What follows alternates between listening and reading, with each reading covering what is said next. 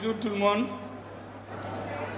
Les jeunes sont tellement contents qu'ils parlent beaucoup derrière. Je vous demande d'écouter attentivement ce que je vais vous dire. Parce que les anciens qui sont là, c'est vrai, ils travaillent à implémenter la rectification de la transition, à asseoir notre souveraineté, mais c'est vous qui allez récolter les fruits. On travaille pour l'histoire et la jeunesse de notre pays. Écoutez dès maintenant ce qu'on va vous dire. Pour qu'au sortir de cette réunion, chacun fasse ce qu'il doit faire. Comme notre président le dit, Beki Dioyo Yorola. Et dans 20, 10, 30, 40, 50 ans, ou même plus, certains d'entre vous pourraient témoigner devant leurs enfants et petits-enfants qu'un jour, du 18 janvier 2024, ils ont participé à la réussite de la clôture de la semaine de cérémonie commémorative du 14 janvier, jour de la souveraineté retrouvée. Mesdames et messieurs, je vais faire mon discours en deux temps, une partie en français et une partie en Bamanaka. Bien sûr, je ne vais pas avoir le diplôme d'Ibrahim Kassa, parce que je crois qu'il doit demander des excuses auprès des Sikassois qui sont à côté de nous, parce qu'il est aussi fort qu'eux, en tout cas pour tenir les discours. Et votre gouverneur m'a dit qu'elle ne savait pas qu'il était aussi fort en Bambara. Je lui ai dit qu'il est plus fort que vous, madame. Parce qu'il a fait toutes les régions du Mali, Gao, Tombouctou, Mopti, Ségou, Bamako, il a fait un peu partout. Donc il connaît physiquement la géographie du Mali, ce qui n'est pas le cas de beaucoup d'hommes politiques qui sont à Bamako, qui attendent juste à la veille des élections, ils rentrent dans leur 4x4. Koubeta Nini, Maliens qui ont problème à la veille des élections.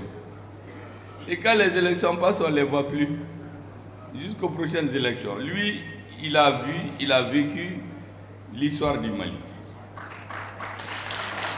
Mesdames et messieurs,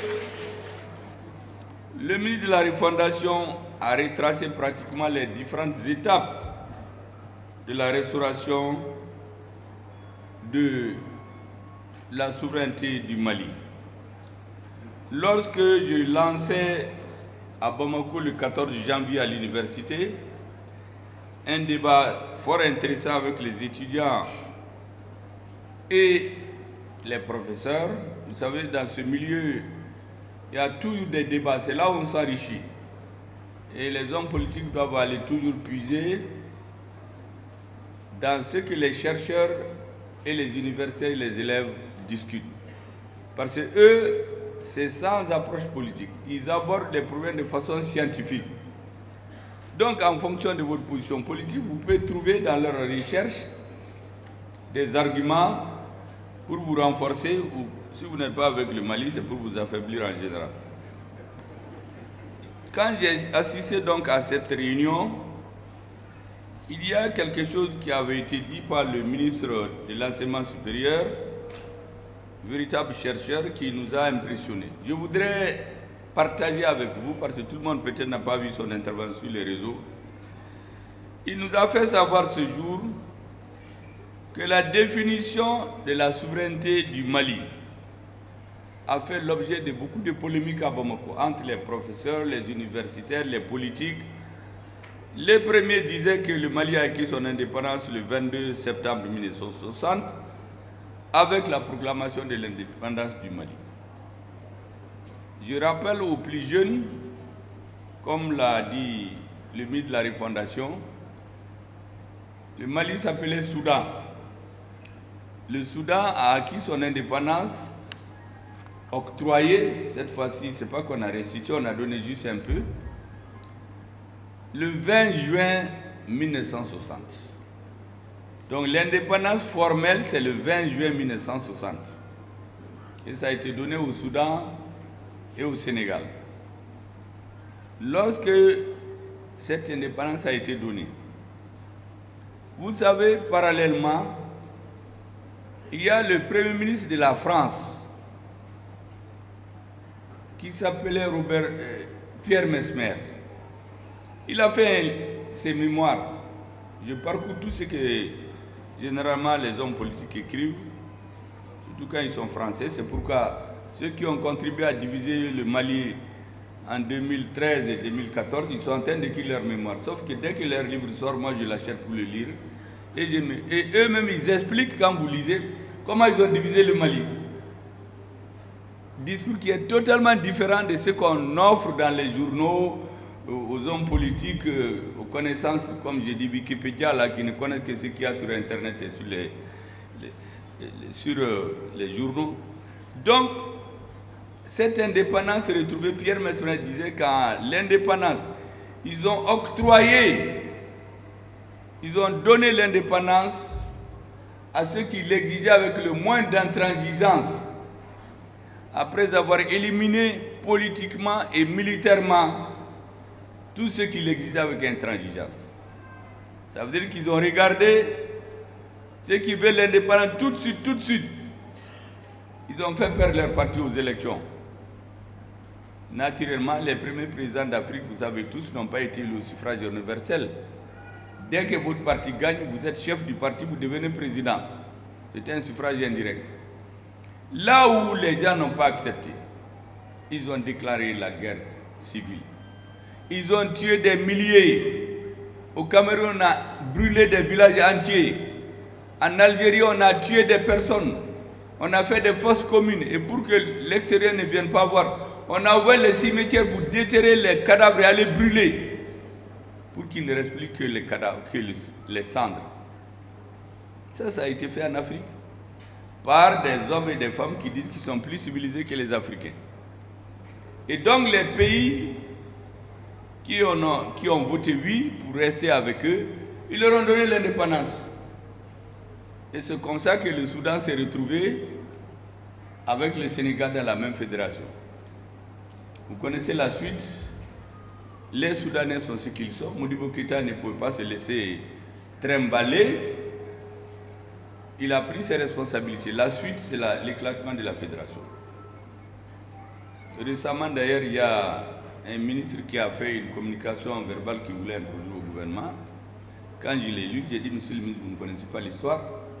Ce que vous dites là, ça c'est le narratif des responsables politiques du RDA. On dit que Fili Dabo c'était un traître. J'ai les affiches de campagne de Fili Dabo, de tous les présidents. Ils disaient l'indépendance tout de suite. Quelqu'un qui dit ça, est-ce qu'on peut dire qu'il était traître? Mais dans le discours politique, le RDA avait besoin de son argumentaire, parce que lui aussi était un parti nationaliste qui voulait arriver au pouvoir. Donc voilà deux patriotes qui visaient le même objectif, mais voulaient passer par des voies différentes.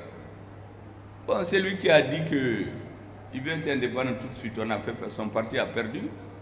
Dès la population n'était plus d'accord majoritairement avec eux.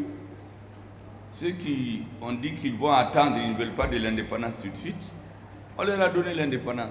Sauf qu'ils ne savaient pas qu'à la tête du Soudan, il y avait un Soudanais qui s'appelle Modibo Keïta. Et lorsqu'il est arrivé, bien sûr, quand il signait, ils ont clignoté tous à droite, mais arrivé au pouvoir, lui, il a viré à gauche. Donc on a clignoté à droite pour avoir l'indépendance. Arrivé, on a viré à gauche pour être souverain. Depuis ce moment, on a commencé à lui mettre les bâtons dans les roues. Il a soutenu, j'ai les lettres que le président français a écrites à Modibo pour lui dire, si vous ne laissez pas tomber l'Algérie, si vous continuez à défendre l'Algérie, nous allons tirer les conséquences. Modibo ne l'a pas écouté. Vous connaissez la suite. Je reviendrai sur cette question plus tard parce qu'elle est d'actualité. La souveraineté donc de 1960, acquise le 22 septembre 1960, Modibo et ses compagnons ont organisé un congrès extraordinaire de l'Union soudanaise RDA. C'est le congrès d'un parti qui a décidé qu'ils vont s'entendre sur le fait que le Mali est indépendant à partir du 22 septembre. Ce n'était pas une consultation, ce n'était pas un référendum, c'est le congrès extraordinaire d'un parti. Un parti dirigé par un nationaliste, bien sûr, qui avait ses idées à lui. Et après eux, tous les gouvernements ont convenu que l'indépendance du Mali, c'est le 22 septembre 1960. Aucun pouvoir n'a osé le changer. Et donc, il y a certains qui nous disent que cette indépendance a déjà été proclamée. Qu'est-ce que vous cherchez encore? Depuis que le Mali a été indépendant, il est souverain. Les deuxièmes, à Bamako, dans les universités, dans les milieux politiques, nous disent que l'indépendance a été fortement altérée, voire partagée avec d'autres puissances.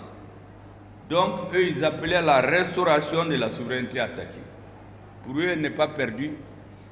On l'a partagée avec certains. Il faut la restaurer. Les troisièmes disent, ça c'est ce que nous sommes en train de faire. Nous sommes de cette école. Ils disent, le Mali a perdu complètement sa souveraineté. Et le 14 janvier 2022, elle a été reconquise. Donc, nous avons retrouvé notre souveraineté.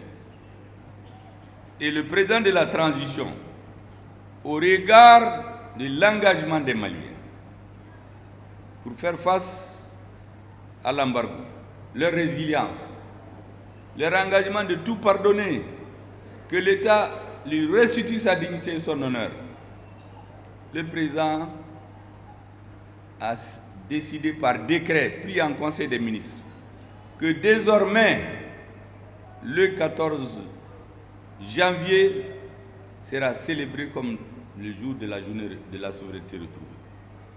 Bien sûr, je vais vous rappeler, parce que le 14 novembre va venir. On ne va pas attendre jusqu'au 10 pour commencer, on va commencer bien avant. Parce que ce qui s'est passé à Kidal le 14 novembre 2023, c'est d'abord la consécration de l'unité du Mali qui était divisée. Un peuple, un but une fois, on n'était plus un peuple, on avait le même but et on n'avait pas la même foi. Les forces armées de sécurité du Mali, sous la direction clairvoyante du chef suprême des armées, du ministre de la Défense, du directeur des services de renseignement, du CNT qui nous a donné le feu vert dans toutes nos actions, avec l'ensemble des chefs militaires et les hommes qui sont sur le terrain, qui se sacrifient tous les jours, et le gouvernement ont restitué au peuple malien son unité, sa foi et le même avenir le 14 novembre. On aura le temps d'en parler, c'est un autre sujet. Et c'est pour cela que je le dis souvent, je le répète, bon, certains pensent que c'est la démagogie. En fait, moi je ne suis pas un démagogue. Ce dont je suis convaincu là, on va le dire jusqu'au bout. C'est comme les assises. Au début, certains ont dit que les assises n'auront même pas lieu. C'est les assises de Shogel, c'est les assises du M5. Mais aujourd'hui, tout le monde se réfère aux assises. On était convaincus, de la même manière, je suis convaincu que les militaires maliens, tout grade confondu, les hommes de terrain, jusqu'à leur chef, ils ont restitué aux Maliens leur honneur et leur dignité. Tout ce que nous faisons là, c'est parti de la prise de Kidal. C'est parce qu'on espérait que Kidal va être pris, qu'on a tout accepté. On a accepté l'embargo. On a accepté les confrontations diplomatiques qui ont été épiques dans tout le monde entier, jusqu'à la tribune des Nations Unies. Parce que nous comptions sur notre armée, dont certains se moquaient dans le monde, pour nous travailler les cerveaux. Moi, j'ai des interviews des généraux qui écrivent « Ah oui, au Mali, il n'y a pas d'armée. Là-bas, ils font ceci, ils font cela. » Et des hommes politiques qui prétendent gouverner le Mali un jour, qui vont dans leur tribune. Le Mali n'a pas d'armée, c'est comme des lapins. Quand vous tirez, ils fuient, et on se lève, on applaudit. Et il est très content, il prend son billet, il revient au Mali. Ou bien d'autres qui sont là, qui veulent être président, il paraît-il. Là, c'était avant, parce que maintenant, les Maliens ne se trompent plus jamais, ils ont les yeux ouverts. Il dit que le Mali n'a pas d'armée, qui ne sont bons que pour les coups d'État et les défilés. Et lui, il veut être président. Je pense qu'il vaut mieux qu'il aille dans son champ maintenant. À partir d'aujourd'hui, en tout cas du 14 novembre, c'est terminé. Les Maliens ne vont plus chercher comme ça pour être déjà. Parce que c'est lui qui néglige l'armée. L'armée, c'est la colonne vertébrale d'une nation. C'est comme une personne, vous pouvez lui couper les oreilles, les bras, les pieds. Mais si vous cassez la colonne vertébrale, c'est terminé, il n'y a plus d'hommes. Et c'est pourquoi tous les pays qu'on respecte dans le monde, tout chef d'État qui arrive, il s'occupe de l'armée. Tout chef d'État ou son parti ou son mouvement qui vient négliger l'armée, c'est les ennemis cachés du pays. Parce qu'ils vont l'affaiblir. Une armée forte, ça permet de sécuriser tout le monde. Quand tout le monde est sécurisé, les politiciens ont le temps de parler, les populations vont voter, les cultivateurs vont cultiver, les pêcheurs, les commerçants. En ce moment, le pays peut se développer. Mais tant que votre pays n'est pas sous la domination totale, entière et permanente de votre armée, vous ne pouvez rien faire. À tout moment, les autres peuvent décider que c'est terminé. Et donc, le ministre de l'Enseignement supérieur, l'éminent professeur, pour démontrer que nous avons raison, il a posé la question, est-ce qu'on était dépendant? Et on définit la dépendance, c'est quelqu'un qui est soumis à l'autorité d'autrui. C'est la suggestion, la subordination. En réalité, est-ce que le Mali n'a pas été dépendant des puissances étrangères? Oui. Nous étions dépendants. Vous imaginez que sur le territoire malien, le gouvernement malien, l'armée malienne ne peut pas survoler certaines parties du territoire. On leur dit, c'est Takuba qui fait ses entraînements nocturnes. J'ai expliqué récemment que toutes ces dénominations-là, ce n'est pas par hasard. Hein. Takuba, là, on l'a installé à Meneka, c'est pour diviser le Mali. Parce qu'en Soray, en Tamashek, Takuba veut dire le sabre pour diviser. C'est nous qui applaudissons, chantons, Takuba. Ils sont venus nous dire, nous on paye plus de 400 millions par an de cotisation. Et quand le tour est arrivé au Mali, c'est un président d'un autre pays qui se lève, qui n'est même pas africain. Il dit aux autres, il ne faut pas tenir là-bas. Là-bas, c'est un militaire qui a la tête. Lui, il ne sait pas que son pays-là, les deux hommes les plus célèbres dans leur histoire, ce sont des militaires, Napoléon et De Gaulle. Celui qui a restitué à la France son honneur, c'est que la cité militaire. Donc on ne vient pas nous pomper l'air. Il y a des intellectuels qui sont complexés, nous n'en faisons pas partie. Toutes ces grandes nations, à des moments de leur histoire, des tournants décisifs, ils ont fait appel à des militaires. Eisenhower a dirigé les États-Unis après la Deuxième Guerre mondiale. Le général George Washington, c'est l'un des fondateurs de l'État américain. Churchill, c'était militaire. Hitler n'était pas militaire au début, mais à la fin, on l'appelait généralissimus, c'est-à-dire qu'il était au-dessus même des généraux. Mao était militaire. On vient nous pomper pendant des années, on a travaillé le cerveau des Africains pour leur dire que les militaires là, vraiment, ils ne peuvent pas diriger. En pensant que c'est les mêmes que dans les années 60, 50, où on les utilisait uniquement pour tuer les gens. Dès qu'on a fondé l'armée malienne, le général Mamadou Soumaré a dit que le soldat tueur va être remplacé par le soldat bâtisseur. Et les militaires d'aujourd'hui, ils font les mêmes écoles, ils ont les mêmes connaissances théoriques que des universitaires qui sont avec leur diplôme. Certains d'ailleurs, mes docteurs, professeurs, ils ne sont rien du tout. C'est pour cela qu'arrivé dans mon bureau, j'ai demandé docteur Choguel Kokala Maïga, professeur et docteur Ouka effacé. Moi, j'ai des promotions des vauriens qui ont redoublé. Et je les ai vus professeurs. Mais vous allez enseigner quoi? Si le professeur même ne connaît pas, il ne peut pas enseigner l'élève. D'autres même docteurs. Moi, je pouvais me faire appeler professeur parce que j'enseigne à l'université. Au Mali, dès que tu enseignes, tu mets professeur. Dès que tu engages le doctorat, même si on a renvoyé, parce qu'il y a beaucoup qui ont été renvoyés là, à leur premier cycle, arrivés en Afrique, ils mettent docteur. Ils n'ont jamais été des docteurs. Moi, je les connais tous. Il y en a qui ne peuvent jamais vous présenter un diplôme de docteur régulièrement soutenu dans une faculté. Il y en a qui s'appellent professeurs, ils n'ont jamais enseigné. Parce qu'un docteur, un professeur, c'est des hommes de valeur intellectuellement, qui ont fait des écrits qui ont été publiés dans les livres scientifiques. Et non pas un frimeur, un haut-parleur qui peut-être a de l'argent, qui intimide les gens, et il s'appelle professeur. où on l'appelle docteur. Dès la première semaine, j'ai dit à mes collaborateurs d'enlever ce titre-là. Je ne veux pas être professeur ni docteur de cette nature-là. Moi, je veux être un Malien, tout court. Mais on se connaît quand on va à l'école. Ayado Barawo Barlam, Mie Mie Oyoyo, Bébé Nyondon. C'est quand les militaires là, ils savent ceux qui sont braves parmi eux ou ceux qui pompent de l'air quand ils sont en ville. Les enseignants, la même chose.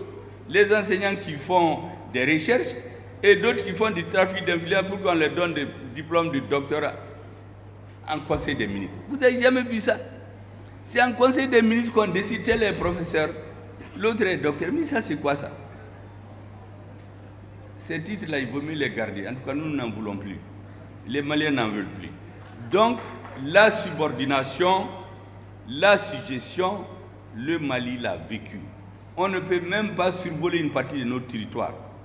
On paie des cotisations. Un président d'un autre pays dit non, non, non, le Mali ne peut pas abriter la réunion de Barkhane, de Takuba, que parce qu'il y a un militaire à la tête. Et nous avons dit, mais vous n'êtes pas africain. On a dit aux Africains, mais qu'est-ce qu'il a à voir dans notre affaire? Notre président a donné un délai. Si la réunion ne se tient pas au Mali, nous ne paierons plus ces cotisations, les 400 millions qu'on jetait par la fenêtre. 2, il faut préparer à faire vos bagages. Et 3, quitter chez nous à un délai qu'on aura fixé. Au début, on nous a dit que si Barkhane part, il y aura les... En réalité, c'était fait pour que le cercle de Menaka, la région, devienne un centre d'entraînement des forces étrangères, des forces spéciales des pays de l'Union européenne. Et ils nous disent qu'ils ont conclu ça avec l'ancien régime. Ils viennent avec le papier, sauf que nous, on sait lire. Notre président, il n'est pas professeur, mais il sait bien lire avec ses conseils diplomatiques. Ils ont vu dans cette lettre-là que Djadja, ils ont invité les Français, les étrangers, mais ils ont dit que pour les opérations militaires, il faut qu'ils conviennent avec le Mali. Oh, les conseils diplomatiques du président lui ont sorti cette phrase. Il dit, bon, qui vous a autorisé? Vous allez faire quoi au Mali? Ah non, non, nous on est venus. Les Danois sont venus, ils se sont installés. Les autres pays ont été plus intelligents. Quand on a bloqué là, ils n'ont pas osé venir. Djadja, on a trouvé qu'il y a un pays qui prenait des milliards avec des pays mais en poche. Et il dit, venez, je vais vous amener au Mali. Là-bas, c'est moi qui décide. Mais on a dit aux Danois de quitter notre pays. L'ancien président les a invités, mais nous n'avons pas donné le visa. Peut-être lui a donné le visa, mais aujourd'hui, les Maliens ont décidé qu'il y a un autre président qui signe les visas d'entrée au Mali. Leur parlement leur a dit là-bas, mais comment vous allez dans un pays où ils ne veulent pas de vie? Il faut rentrer chez vous. Et puis ils sont rentrés. Le lendemain, on a fermé Takuba. Chez Moulikaba Fankam. C'est important que vous compreniez comment ça s'est passé. Parce que beaucoup ne savent pas. On nous a dit Takuba. Ça, c'est Takuba qui est parti. G5 Sahel. Vous avez vu, beaucoup se rappellent de cette image du président français dans France 24 qui menace les chefs d'État africains. Rendez-vous à Pau et vous allez clarifier votre position. Que voulez-vous de nous? La réalité, c'est que le monsieur n'avait pas de base légale. Il a pris ses militaires, ses avions, ils sont venus. Personne n'a autorisé. Parce qu'en ce moment, dès qu'il ouvre ses yeux, quand les dirigeants regardent, ses yeux sont rouges, il dit Alakama, Minka di Ota. Nous avons dit que ça c'est fini maintenant. Il faut qu'on s'assoie pour discuter. On s'est rendu compte de quoi? Djadja, ils n'ont pas de base légale. Il a été à un sommet de l'OTAN. On lui a dit que mais vous voulez qu'on donne de l'argent. Est-ce que vous avez une base légale du G5 Sahel? Il n'en avait pas. Il sort, il menace les présidents. Est-ce que ce jour-là, moi j'ai fait 2 nuits, je ne dormais pas. C'était en décembre 2018. J'ai offert un long article pour démontrer que ces gens-là, ils sont assis sur nos têtes avec des dirigeants qui sont complexés.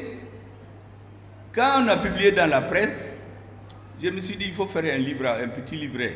C'est plus pratique, ça va perdurer. Parce que la presse, on lit le journal et fini. Et je l'ai titré, ça s'appelle le petit livret là. Ça s'appelle qui l'a acheté? La faillite de l'État malien. Qui sont les responsables et comment redresser? Je l'ai écrit en décembre 2019. Personne ne pensait que le régime allait changer. Ce petit livret, on l'a publié aujourd'hui, ça existe. Et lorsque récemment, nous nous sommes réveillés à midi, quand ce fameux ministre français s'est permis de dire qu'il y aura le terrorisme en 2024 au Mali, bon, on s'est réveillé à midi, mais en réalité, ils étaient debout depuis 6 heures. Hein. Ce qu'ils ont dit depuis 6 heures, là, c'est dans mon livre là, en 2019. Ils ont des sénateurs, des députés, des hommes politiques qui se sont réunis et ils ont fait le plan. Ils disent qu'il faut diviser le Mali. L'ancien ministre des Affaires étrangères de Nicolas Sarkozy, je l'ai écouté sur une chaîne et j'ai pris mon stylo pour écrire le même jour sur la chaîne LCI en février 2013. Il dit que son dernier voyage en tant que ministre des Affaires étrangères, il est venu au Mali et il a dit au président Touré, il faut donner l'autonomie aux Touaregs du Nord. Il a pris son avion et est parti. Donc tout ce qu'on a fait là, contre notre armée là, ça ce n'est que la partie visible. Mais ils ont mis point de poison dans le ventre. Et nos soldats, on les tuait, on les égorgeait à Gelhog, et ils sortent. Les soldats des terroristes, des rebelles ont marqué de grandes victoires avec lesquelles il faut compter. Des terroristes, nos frères arabes et touaregs, ils les ont égorgés, éventrés, pour que les citoyens aient peur. C'est de la terreur. Et appeler les autres arabes et touaregs à ne pas être fidèles à l'État malien. Sinon, quelqu'un qui est déjà mort, moi je le dis souvent, ça fait rire les gens, nos parents ivoiriens dont je vais parler, mais ils disent Cabri mort là, qu'il soit au frigo ou bien au feu, qu'est-ce que ça change pour lui? Si vous avez déjà tué les Maliens, pourquoi vous sélectionnez les Touaregs et les Arabes pour déchirer les ventres, couper et mettre sur Internet? En fait, c'est pour terroriser l'armée, pour appeler les Touaregs aux Arabes à ne pas être fidèles à la République, terroriser les politiciens maliens et faire comprendre leurs vraies intentions. Tout ça, je l'ai écrit dans le livre là, en 2019. Ceux qui veulent peuvent aller le lire. La faillite de l'État malien. Donc, il y avait une conscience profonde dans le Mali qui n'était pas d'accord. Beaucoup, dans les régions à Sikasso, à Bamako, à Gao, à Kidal, même à Taoudeni. Mais les pouvoirs politiques ne pouvaient pas s'opposer. C'est pourquoi ces messieurs-là, vous avez écouté l'autre jour ce que le président a dit dans son intervention. Ils leur ont choisi un président, un premier ministre, un président du CNT, Kuna Ushuru, pour les amener à les prendre. C'est ce qu'ils font d'habitude. Parce que dès qu'ils ont la tête, le reste, ce n'est pas leur problème. Les populations peuvent mourir de faim. Dès qu'ils ont les chefs, c'est terminé. C'est ce qu'ils ont voulu faire avec les militaires là quand ils sont venus. Bon, Assimi, vous savez, il a fait le bon stratège. Il leur a dit, mais ce n'est pas comme ça. Que c'est nous qui allons choisir. On avait les concertations nationales. Et puis cette fois-ci, là, allez de Rebecca président. Ou Dimina, comment délicoyer en Afrique. Donc Barkhane n'avait pas de base légale. On l'a amené comme ça. Et plus grave, l'argent qu'on doit donner à Barkhane, c'est ce même pays qui va dans d'autres pays du monde pour collecter de l'argent, 100 millions et plus de dollars, donc 60 milliards, 100 milliards. Ils vont prendre des vieux équipements de chez eux. Ils mettent de la peinture dessus, ils amènent dans notre pays. Les militaires qui osent dire qu'ils n'est pas d'accord, on l'appelle à Koulouba. On lui dit, si tu ne fais pas attention, toi là on va te radier de l'armée, ou bien on va dire que tu as voulu faire un coup d'État. Comme ça on te prend, on te met en prison. Il rentre, sa femme lui dit, vraiment, quel est d'abla ça. Donc ils ont fait quoi? Ils ont fait taire tous les officiers de notre armée qui n'étaient pas d'accord. Et il y a les civils qui appelaient Barkhane, comment on l'appelle, G5 Sahel. G5 Sahel était illégal. On est allé plus loin. On a sorti, parce que tout ce que je vous dis là, je reviendrai là sur le président l'a dit en Bamana, que les accords de défense, on veut les voir. La lettre que le président a écrite pour leur dire de venir au Mali en 2013, Il n'y en a pas à la défense, il n'y en a pas à la présidence. On n'en a nulle part. C'est chez eux qu'il y a l'original. Et il a fallu aller sur les archives de leur institution pour trouver la lettre de notre président, les accords de défense. Aïe Moussorala, Djadja, on n'avait aucun droit. Un de leurs militaires vient avec une voiture à Donaya et Befara. Personne ne va lui demander.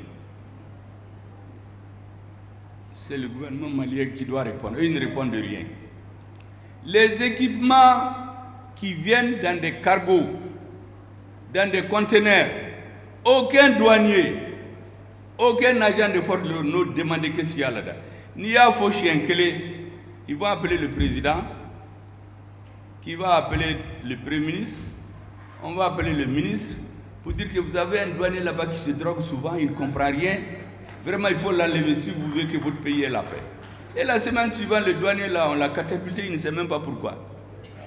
C'est comme ça qu'ils ont fait rentrer des milliers d'armes illégaux au Mali. Dans les conteneurs des motos, de l'essence, personne ne voit. La route Sévaré Gao, les gens de Gao le savent, on l'a détruit en une année. Avant, la route était mauvaise, mais elle a été complètement détruite en 2013-2014. Parce que ce qu'on faisait monter, personne ne savait ce qu'il y avait là-dedans. Et on trouve quoi? Déjà dans les accords de défense, là, c'était équilibré. Il n'y a même pas de documents au Mali. Le président a fait étudier par ses proches. On a trouvé là-dedans des choses qu'un État qui n'est pas vassal ne peut pas accepter. Donc, nous étions dépendants de cet État. Nous ne voulions plus cela. Et un jour, après les études conformes, le président de la transition a dit à ces messieurs-là, vous n'avez pas de base légale chez nous. D'ailleurs, quel est le résultat, la valeur ajoutée de votre présence? Prenez vos bagages et rentrez chez vous.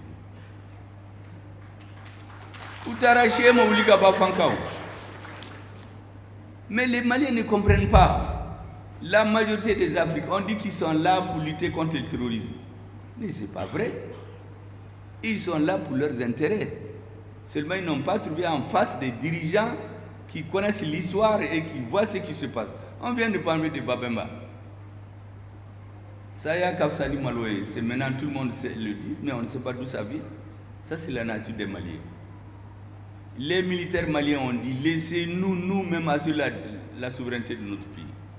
On les a renvoyés. On est venu à Barkhane.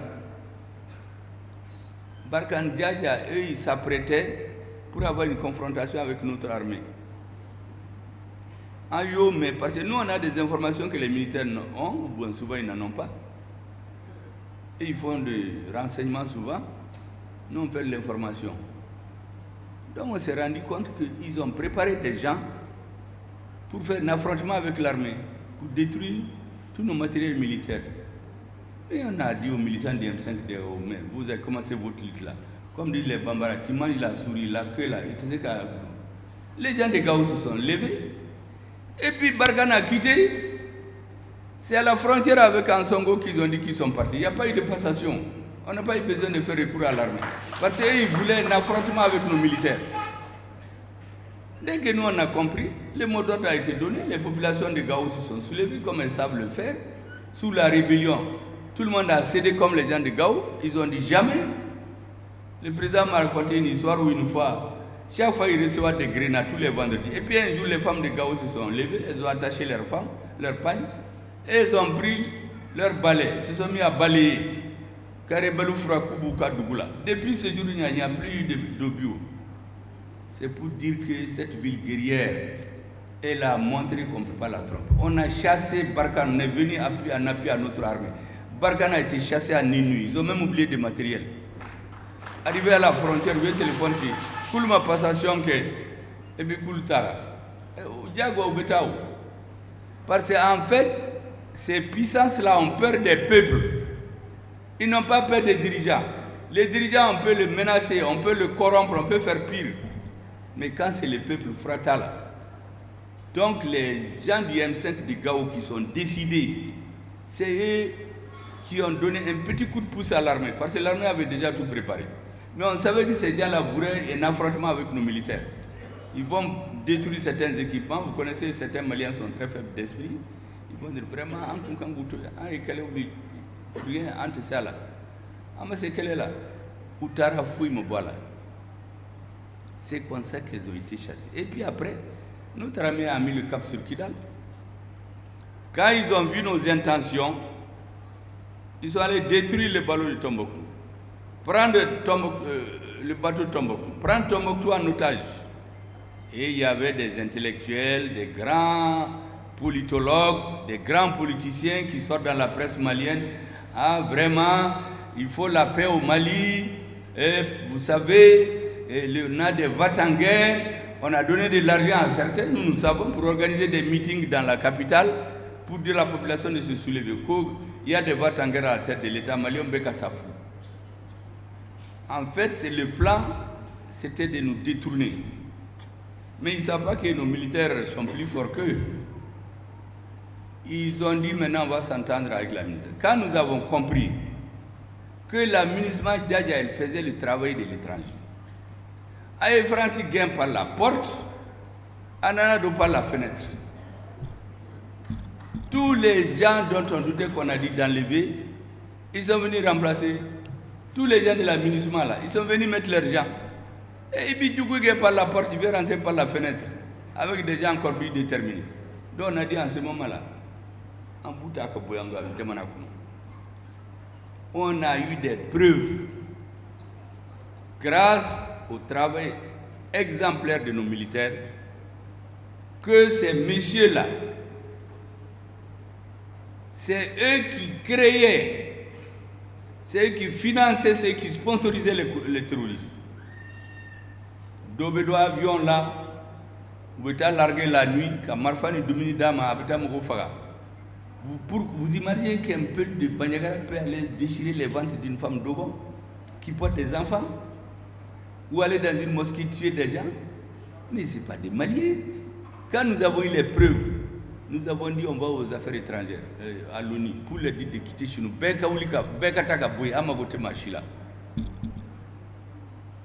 Pendant la semaine-là, j'ai reçu tellement de défilés de diplomates. Tout le monde voulait venir me tirer les verres du nez. Ah ben Amounké, est-ce que la mission va partir? Et tu crois que moi j'ai mis tout le monde dans la brousse? J'ai dit allez attendre ce que notre ministre des Affaires étrangères va dire. Le moment venu, notre président de la transition a réuni les décideurs et nous avons décidé sous son autorité que notre ministre des Affaires étrangères aille à l'ONU et leur dit de plier Beka Banga Djamanara, Takuba Bara, G5 Tala, Barkantara, Menamisma et Rekata. Et Djadja et Djaoula, on y a fouillé un prend. C'est à Bamako qu'il y a eu des gens qui sont tombés malades. Parce que, et on a commencé la campagne. Nimisma Tara, il y aura la pauvreté au Mali, il y a des gens qui ne seront pas sans travail. Mais avant l'arrivée de la MINUSMA, ils vivaient, non? Mais ça, c'est pour nous travailler les cerveaux. Pour que Djamanadion Kaoulika Fokoul Masson. Il y a un qui leur a dit, vous savez, les Maliens, là, ils sont trop belliqueux. Vous savez qu'à Fouike, ou bien Pampampan la drone, il y a un pays africain auquel on a dit de renvoyer les forces étrangères depuis 2018. Faux but, mais c'est qu'à Fouike. Donc, les Maliens, nous nous mangeons qui drone. On leur a dit qu'ils ne perdaient rien à attendre. Quand on est venu, on y a des bolidans comme nous avons dit, civil, civil nous doit être Kajuguni soldats. Parce que les soldats sont des civil nous doit espion de Bala, qu'on a dit de Doïta, de faux, ou de poison de connaître le Farasa. Donc nous avons dit que tout le monde part. Et on a mis une commission pour que... Vous savez, les Africains ont dit les bonnes choses, après chacun rentre dans sa maison, il va raconter dans sa famille qui est le plus intelligent du pays, et c'est à lui qu'on a confiance. Le Mali n'a pas fait ça. Le président a dit vous allez continuer. On met une commission de suivi, d'exécution jusqu'à leur départ. Chaque semaine, il y a une réunion. Même ces Maliens qu'on a prêté des banques qui n'ont pas dit leur boulot, on prend leur situation en charge pour voir ce que l'État peut faire pour eux. On a tout résolu. Maintenant, ils nous disent, il y a des gens qui se réunissent à Bamako pour dire maintenant qu'ils vont partir. vraiment les bases militaires ils vont rétrocéder, vraiment pour que Kana Kelek Gelea Malila, Anga di Batfarma, les Batfar. Mais nous, on savait ce qu'il y a là-dedans depuis des années. Certains croient que quand on ne dit rien, ça veut dire qu'ils ne comprennent pas. On les attendait au tournant. Effectivement, ils ont tourné. Et ils ne sont pas allés tout droit. On les a pris au tournant. Qu'est-ce qu'ils faisaient? On se donne rendez-vous à 8 h. On vient nous dire que les forces internationales sont parties depuis 4 heures. Nous ne t'aura. Mais ce qu'ils ne savent pas, c'est que nous, on a acquis du matériel technologique important. Agneboula Choufé, ou Beka Kablende, nous fait un bêta du terrorisme. Ah, you te foutent là. Où t'allez, on a comment qu'à terrorisme nous bunte, nous, quoi, équipement, ou Betouna, à la Kainoula. Donc, à Bédjanfa, du début à la fin. Aïe terroriste nimine utaraka équipement takabo fo libi kanana ka bianca avec des missiles anti-sol air ayu fana bunti kabinu dona mali territoire kona ayu tien inum ba kona ala ka hinula doere kafo doere koni ma koni kana fo ala ka hinula ne koni kene islamé o de be fanfe ni mi islamé chama faga koni ala de décision tana be hinala ou bien non. Donc je vous ai dit tout ça pour vous montrer les définitions du ministre. On est dépendant, on est sujet, on est subordonné à une autre puissance. La deuxième chose, l'allégeance, c'est l'obligation d'obéissance, de fidélité et de soumission. On était dans ça. La troisième domination, c'est la domination. Après avoir fait allégeance à d'autres puissances avant, maintenant on décide de nous dominer. C'est une façon d'exercer l'autorité et son influence sur le plan politique et moral sur notre peuple. Au bout de là, bon, c'est tout ce qu'on a enlevé aujourd'hui. Donc ceux qui font la polémique, la souveraineté qu'on avait depuis 1960, c'est maintenant qu'on a retrouvé. Souveraineté retrouvée, personne ne va nous dominer, on a de l'allégeance à faire personne et on est dépendant de personne. Sauf de l'interdépendance. Parce que le monde est un tout aujourd'hui. Il faut être interdépendant mais intelligemment, suivant les principes que le président et le gouvernement ont édictés. Souveraineté du Mali. Deuxième, c'est choix libre de ses partenaires et défense obstinée des intérêts de notre peuple. Avant, les gens disaient oui, ça c'est Hassimi Goïta et Choguel Megaoul de Bekafou. Mais maintenant, c'est dans la Constitution. L'article 34, Aïta Kala. On a constitutionnalisé les souhaits du peuple malien. Aucun dirigeant ne peut venir dire que Kale Kuntadon, parce que Makalatara, professeur, doit papier cadron, quand trompé, quand solaté papier ou Kala. Comment vous pouvez comprendre dans un pays les accords de défense d'un pays? Une lettre que notre président a écrite à notre président, ça n'existe dans aucune de nos archives. Ni à la défense, ni aux affaires étrangères, nulle part. Et on avait des gens bien cravatés, professeurs, docteurs, ils viennent dans les localités. L'argent qu'il doit payer des armes, il met ça en poche, il va y distribuer aux gens. Ah, vraiment, car ça, il est large, hein? Il est très bien. Nitara Fédron, en tout cas, il bolo l'ancolo te boifé. Quelqu'un vient dans l'espoir d'avoir 100 000 francs, il lui donne 10 millions. Et après, il faut qu'on me dise qu'on y voit. Ni nyamgo nyumande. Mais wari, ubanga sodasu, wari minkanga takele minausa. Do de bata, ni wari bora. Ubeta kumbe yorowera kake kesula kanana e katla ni nyonche abamo. Sodasu be ça, ubu do fos commune là. C'est tout ça quoi, le président, avec l'équipe qu'il a, on a décidé d'arrêter. C'est pourquoi aujourd'hui on a des drones. Ce matin, j'ai vu même un réseau qui dit que le Mali c'est la première puissance d'Afrique de l'Ouest, militaire après le Nigeria. Voilà un pays dont tout se moquait avant. C'est pourquoi j'ai dit que la fin de cette transition-là, il faut que ce Mali-là, qui est malade, tout le monde marche dessus.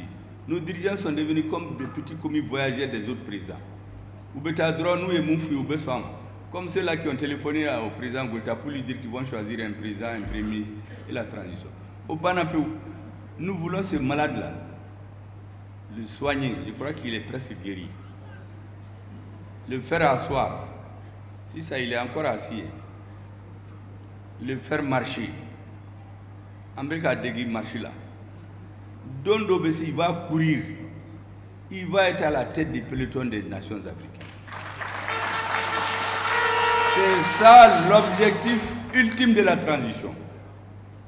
Pour qu'un bobo fanga la domina, des Maliens puissent dire, Halinte nous fait, tiens là, ou c'est Kaminke ou Yake. Non, c'est Rakakfou. C'est suffisant. C'est comme quelqu'un l'autre jour, je disais à mes conseillers, ils se mettaient à rire. Il n'y a qu'un conseil de placo, il faut prévenir ici. Vraiment, il y a femme. Parce que, il y a quelqu'un qui a Bananko Kabesa, Massa. Au lieu de nous appeler à ces funérailles, on nous appelle à ces meetings. Ensuite, à Foroyan Koubena Gain, Ambenado, Amagain, Amado. Donc, Dodo Tunanaï, vraiment, Faya Fama Kaya Fama, Afai Kakaya Fama, vraiment, Mbabla Sissa, Ambaro Kantesala. Mais parce que nous, on défend la vérité. Ce n'est pas des gens qu'on défend, c'est des fils de paysans qui faisaient les baragnini là il y a quelques années. Et vous venez dire que c'est lui qui règle les problèmes. Parce qu'on a des militaires conscients. On a beau faire les manifestations du M5 de tout le Mali. Ni monebo d'un coup, monebo malien là. Changer la donne historique et politique pour emprunter une autre loi. Ça, c'est les militaires maliens. C'est pourquoi je dis qu'on ne doit jamais, je le dis fortement, jamais dans notre histoire, personne ne doit déconsidérer un militaire encore.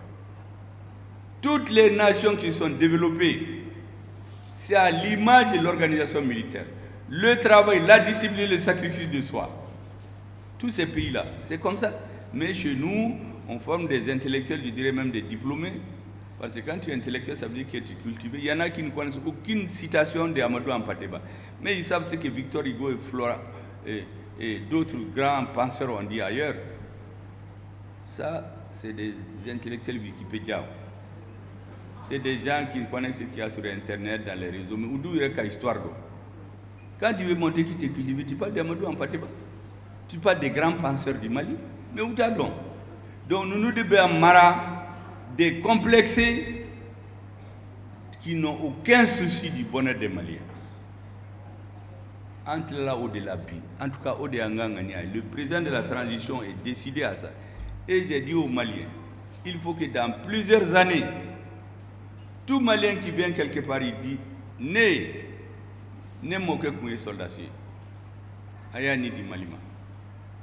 Ne mamuso kumbe bateau Tombouctou là, où il y a fou. Nous y ni dit pour que bi ne que se kanjo, qu'il faut connaître au Horon. La reconnaissance éternelle à ceux qui ont fait sortir le Mali de cette situation. Ce n'est pas de la démagogie, c'est mon intime conviction. Moi, je n'ai pas de paramilitaire, je n'ai jamais affaire avec un militaire avant la rectification de la transition. Peut-être dans le M5, il y en a qui fricotaient, qui partaient voir des militaires au Bénin. Moi, je n'ai jamais vu quelqu'un. Je me suis dit qu'il y a des principes de l'État malien. Les patriotes vont se retrouver. Et ils sont retrouvés à la suite de la rectification. Et depuis, nous avons pris une nouvelle trajectoire. Donc, c'est pour vous dire que la souveraineté, ce n'est pas un vain mot. C'est quelque chose de très important.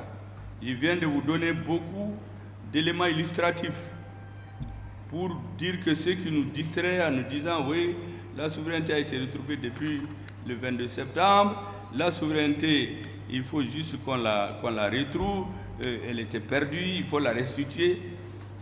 Obéir, Mangan, Koumade, ça c'est pour nous pomper l'air. Nous, on a suffisamment d'air dans nos pays, on n'a pas besoin d'air, on n'est pas étouffé. C'est comme ces messieurs-là qui viennent nous dire que oui, que il n'y a pas d'oxygène parce que les femmes font trop d'enfants, il n'y a pas d'oxygène parce que les Africains, il faut polluer l'atmosphère. Mais ces messieurs, il y a des pays qui ont 300 000 km de surface, kilomètres carrés. Ils ont 80 ou 100 millions d'habitants. Et nous, quand vous prenez les pays de l'AES, quand vous les réunissez tous, on a 2 500 000 km². Et là-dedans, il y a moins de 80 millions d'habitants. 2 500 000 km² avec moins de 80 millions d'habitants. Et il y a des pays qui ont 300 000 km² et ils ont 100 millions d'habitants. Ils font des grandes conférences, on met les cravates, on les montre à la télé, les gens se congratulent. On veut en réalité nous laver le cerveau pour recoloniser l'Afrique dans 20, 30, 40 ans. Vous savez ce qui se passe à Gao et Tombouctou? C'est les narcotrafiquants, les terroristes qui achètent les maisons à tour de bras. Ta maison coûte 20 millions, il te donne 50 millions. Et qu'on y veut pas que tu as une bonne affaire. Tu vas construire hors de la ville une maison à 20 millions, lui il s'installe. Donc dans 20, 30 ans, c'est des gens qui ne sont pas loyaux à la République. C'est qui prennent les milliers de toutes les capitales du Nord, avec la complicité du pouvoir politique. C'est pourquoi on a institué cette affaire d'autorité intérimaire qui n'existe pas dans l'accord, mais il y a un ministre qui a écrit que désormais, c'est le gouvernement et les rebelles qui vont enlever toutes les personnes élues au Nord. Ils vont désigner des gens, généralement c'est des gens qui ne sont pas fidèles à la République. Bon, il y a quelques-uns vraiment, pour nous tromper, ils mettent un peu de couleur, on met là-dedans quelques personnes qui sont fidèles, mais la majorité c'est ça. Donc on allait le trouver dans 30-50 ans, Gao, Tombouctou, tous les autochtones là vont être à la périphérie. Le centre de la ville, ça va être pour les narcotrafiquants, des gens qui ne sont pas loyaux à la République. Les élections viennent, prennent leur argent, comme les autres sont des pauvres, ils vont les corrompre tous. Et dans les institutions, ils vont siéger. Les représentants des populations du Nord, ils lèvent la main. C'est ce qui était destiné. C'est à ça qu'on nous avait destiné avant. C'est à ça qu'on va mettre fin. Parce que parmi les Arabes et les Touaregs, il y a des gens qui ont donné leur vie pour le Mali. Les ennemis du Mali nous poussent à quoi? À la stigmatisation. Parce que ton frère est mort, oui, donc les Arabes et les Touaregs qui sont à côté de moi, je vais m'en prendre à eux. Celui qui fait ça, Naouya doit attraper les donner leurs forces de sécurité. C'est un ennemi du Mali.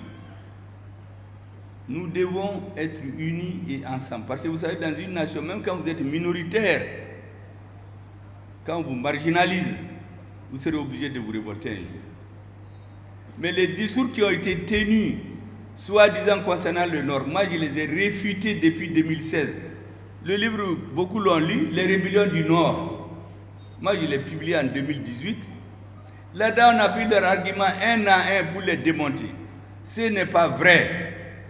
La rébellion est devenue un fonds de commerce pour certains.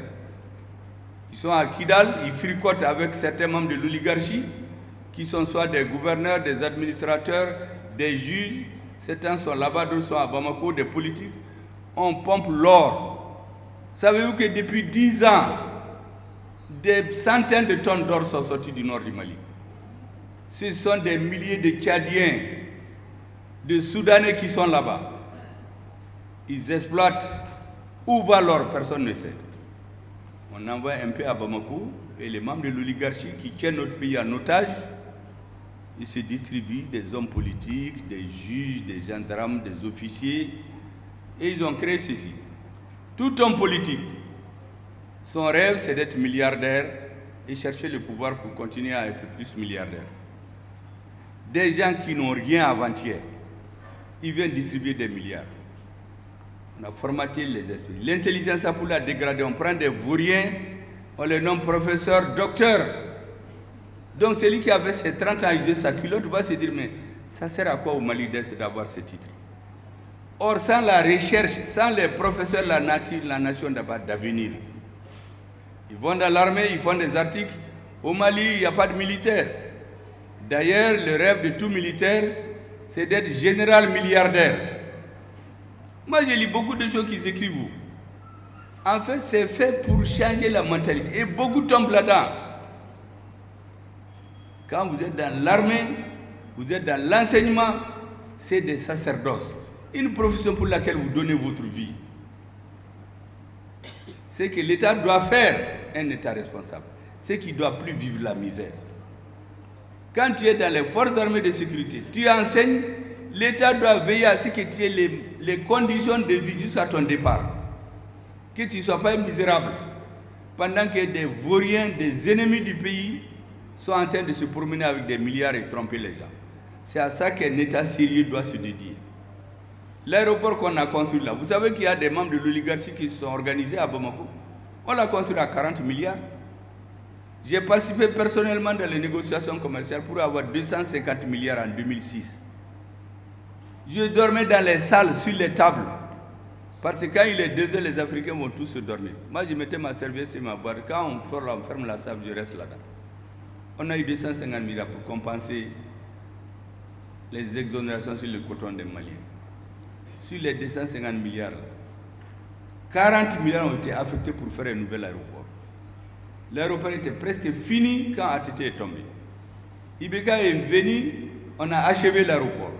Vous savez que les membres de l'oligarchie plutocratique qui a pris notre pays en otage, elle s'est organisée pour faire des contrats avec je ne sais qui. Et actuellement, vous savez, on a trouvé, moi j'ai fait les calculs, ils ont détourné plus de 40 milliards. L'État malien n'a rien eu. Donc on pouvait construire un deuxième aéroport, mais avoir été au Capochilade. Ou bien des paysans ont retiré leurs terres. J'ai des lettres des paysans qui ont écrit Koubenu Yerefaga. Ko parce que Fanga Yuka Nafolo bien, comment la terre là. Koudougou Kolo Minoula. Ils n'ont aucun espoir. On va réparer ça. Assimi Goïta dit que ça ne se passera pas tant que lui il a la tête du Mali. Mais la loi sur la LOPM, certains disaient non, les militaires, vous savez, il faut les laisser. Mais les militaires qui prenaient cet argent-là, c'est pour leur propre compte, ce n'est pas pour l'armée. Parce que les vrais militaires, quand ils voient des choses qui sont tordues, ils le disent.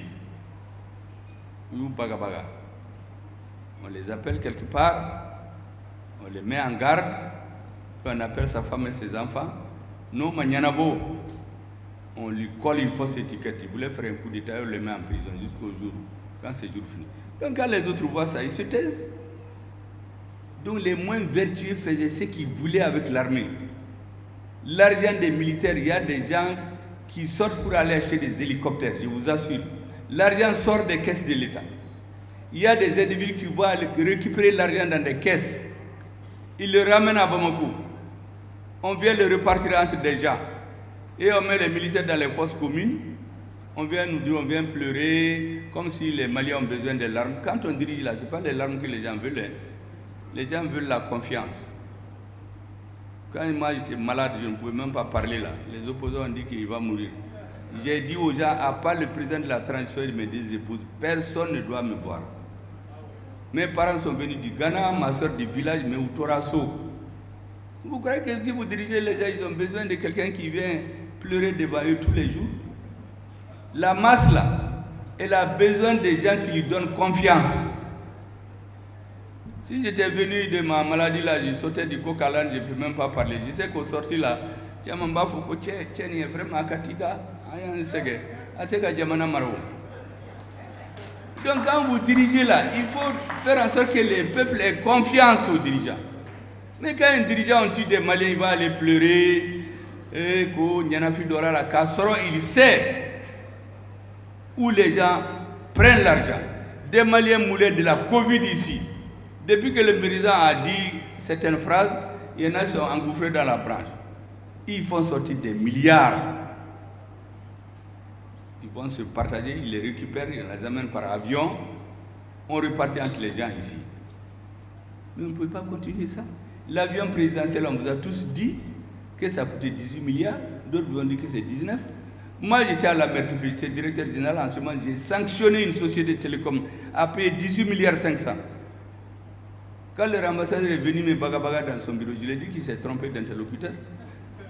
Il s'est fait accompagner par un officier, quoi, colonel, je ne sais pas, Thierry ou quoi. Là. Je lui ai dit de lui donner un café. Le débat qu'on fait là, ce n'est pas un débat de militaire, donc il ne rentre pas dans mon bureau. Ça s'est fait en 2015. Les documents existent. 18 milliards 500. Au lieu d'aller prendre notre argent, on peut payer parce que quelqu'un a téléphoné de Paris.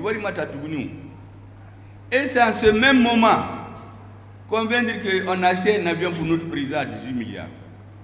Aujourd'hui, la Cour suprême vient de découvrir, on a sorti 56 milliards de caisses de l'État malien.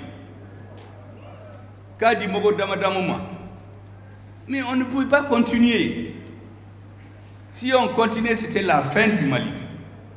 Voilà ce à qui Assimi Goïta, les chefs militaires qui sont autour de lui, les hommes sur le terrain, les hommes politiques qui ont compris et qui ont pensé que c'est ça qu'on doit faire. Là, c'est à quoi on a mis fin. Le président vous a dit qu'au Mali, il y a 3 types de personnes. Il y a les dirigeants, il y a le peuple, il y a les ennemis du Mali. Les ennemis du Mali, pour révolter Mogo Kamurti, pour renverser les dirigeants et amener qui veut. La grande masse, elle veut le bonheur de notre pays. Les dirigeants doivent comprendre pourquoi ils sont là. Avoir le sens de l'histoire et des intérêts des populations. Nito la drone, tu es un affairiste. Quand vous venez mélanger les pouvoirs, l'argent et les savoirs, là, tu es un affairiste. Si tu es un homme de pouvoir, là, à certains niveaux-là, tu ne vas jamais vu la misère. Ça suffit largement. Mais si c'est pour accumuler des milliards et des milliards, tu deviens corrompu. Lorsqu'un homme d'avoir, un homme d'affaires, il fait ses affaires, il a vocation à chercher des milliards, c'est lui qui peut être milliardaire. Mais s'il prend son argent, il va dire qu'il est capable de faire un L'histoire a démontré ça. Il y a quelques exceptions, mais à Temarchio. Parce que imaginez l'espace ACI à l'ACI à Bamako. Le mètre carré fait 1 million et quelques. Les membres de l'oligarchie là s'entendent, ils donnent à 1000 francs. Mais c'est lui qui devient milliardaire avec ça. Il va nous dire qu'il va prendre 1 milliard là-dedans, corrompre les gens à la veille des élections. Quand il va faire quelqu'un fangantigui. Mais il n'a qu'à fangantigui, c'est fini pour le pays. Bon, c'est ça le Mali. Ni Doni Baga Fana, reste dans ton église, dans ta mosquée, là où les lieux de prêche. Ni nani de politique là, dans les affaires, même des fidèles vont refuser d'aller prier avec vous. Parce que tu kabara là, il kako betien, il dîner betien, il te n'a follow ce tu fais en sorte. Or au Mali, c'est ce qu'on a construit dans notre pays. On mélange les genres. N'importe qui se lève, il sur le drone, n'est pas fait que président. Ni président Biressoir, Dongo de drone, il va faire aussi ça, n'est pas remplacé. Parce que moi, je suis trop puissant. On veut finir avec ces choses-là. Clarifier tout et passer le pouvoir à celui que le peuple aura choisi. Et celui-là, il doit être choisi. Ce n'est pas celui à qui on a distribué 500 francs et autres kata. Parce que tu prends quelqu'un qui détourne 100 milliards pendant que nos militaires mouraient. À la veille des élections, il sort 1 milliard. Il va donner 500 francs aux gens. On dit qu'il est élu. Il n'a jamais été élu. Nous, on sait.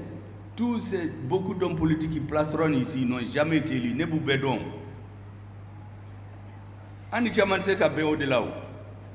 Maintenant, pour dire, oui, ça c'est les partisans de Moussa Traoré, de la dictature. Kassoro, ou de Moussa Kaberekala, ou de Moussa Djamfa. Moi, j'ai vu Moussa le 12 mars 2002, 11 ans après sa chute. Pourquoi vous me soutenez? J'ai dit, président, moi je soutiens la vérité. Mimbeka faux malien, Mimbeka Kemalila, Galondo, on va le payer tôt ou tard. Awati Masea. Uyanga Jamana Boshan la, Uyanga Sodasu Lamalo, Uyanga Nafolo Takata, Uyanke Join. Ou de Hassimikou, ou de Bana. À la Barkala, et avec votre soutien. Je voudrais vraiment vous expliquer ça de façon longue mais très pédagogique pour que Machika Nanafo, Kokumami Fora, Kama Befamo. Que des charlatans viennent vous dire, des charlatans politiques bien sûr, ah oui, la souveraineté nous l'avons depuis le 22 septembre. Nous n'avons pas fait que la souveraineté retrouvée, au jeu de mots de là. La souveraineté retrouvée n'est à Foyouyemou.